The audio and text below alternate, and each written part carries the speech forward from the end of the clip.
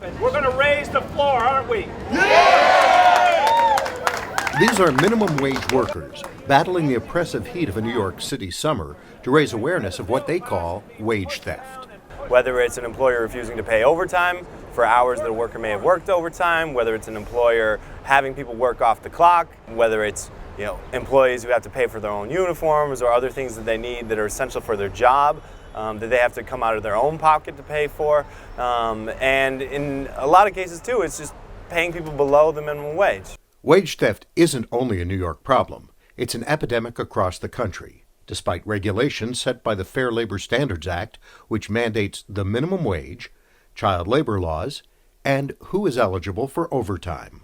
In a survey of New York, Los Angeles, and Chicago minimum wage employees, the National Employment Law Project says that their survey found that 76% of workers reported that they hadn't been paid overtime when it was due to them. As a shift supervisor, I was working about 45 hours at 2 different locations by the same owner, and I wasn't getting paid overtime. On the day of the rally, Joseph Barrera, who works at 2 KFCs in Brooklyn, testified at a New York City Council committee hearing.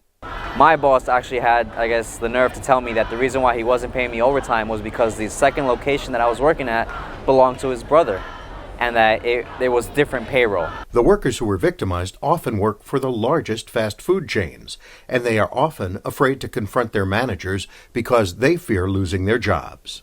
Between the fear of retaliation, the widespread violations, lack of enforcement on the state and federal level, it's a problem that really has gone unchecked. Because the dollar amounts at stake are relatively small, it can be difficult for victims of wage theft to find a private attorney to handle their cases.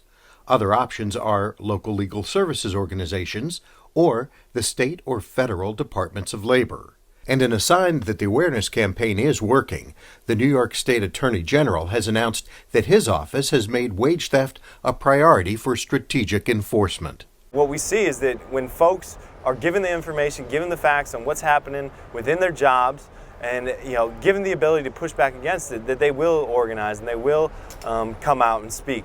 The tragedy of wage theft is that it comes at the expense of those who can least afford it and are the most vulnerable. And that's why people are starting to speak up and listen. In New York City, this is Ed Alpern for the Lawyers.com channel.